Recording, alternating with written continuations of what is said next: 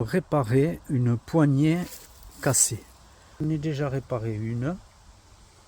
Et là, je suis en train de réparer l'autre en aluminium. Ce diamètre, un doigt comme ça, qu'on insère dans ce qui reste de la poignée. On chauffe avec le chalumeau, sans cramer le bidon ni les poignées. Et on insère, on force un peu, avec un petit marteau, pam pam pam, pam pam pam, et puis on ajuste avec les pinces, comme ça, tac tac, et là, vous voyez, on voit la trace de l'ancienne poignée qui s'est cassée là. On fait un petit trou, je sais pas, de 3,5 ou 4, hein. Un autre là, puis il ne reste plus qu'à couper et ajuster. Bien vissé. Vous voyez, hein. De l'autre côté, c'est plus sommaire parce que c'était mon premier essai. Vous pouvez constater, ça va impeccable. Et l'avantage, c'est que quand ça retombe, ça se tord, on le redresse et c'est reparti pour la prochaine chute. Bon, voilà, j'ai retrouvé la scie. Je vais scier à la longueur.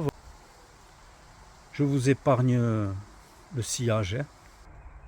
Voilà, j'ai scié. Comme vous pouvez voir, c'est un petit peu plus court que la poignée. Et je vais retourner les bords et les lisser pour pas qu'il y ait d'aspérité. Fang un peu. Et en tournant avec la pince. Voilà, vous voyez, j'ai un peu arrondi les angles. Après, je vais le poncer un peu avec la toile fine. Mais bon, c'est un trail, hein, c'est pas un scrambler ou un truc pour faire joli, hein, c'est fonctionnel. Hein. Voilà. Comme ça. Encore arrondir les angles.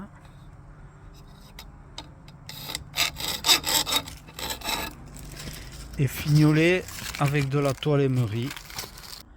Voilà le matériel nécessaire pour réparer une poignée de frein ou d'embrayage sur l'Himalayan Royal Enfield 410. C'est pas grand chose, c'est que des trucs qu'on peut avoir à la maison tout le temps. Une perceuse, des pinces, un marteau, quelques mèches, un tuyau. Le seul truc, c'est le tuyau d'aluminium d'environ 2 cm de diamètre. Mais après, pour tout le reste, c'est du matériel courant. Et la lampe à gaz pour chauffer un peu. Pas trop, parce que si on chauffe trop, c'est cassant et c'est pas bon. Voilà. Ben, à vous de jouer et surtout de ne pas tomber. Voilà.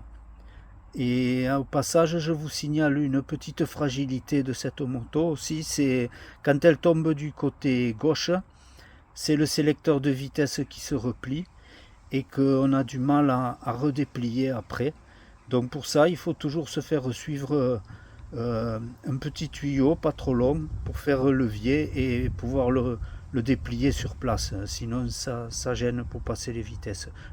Allez, bonne route!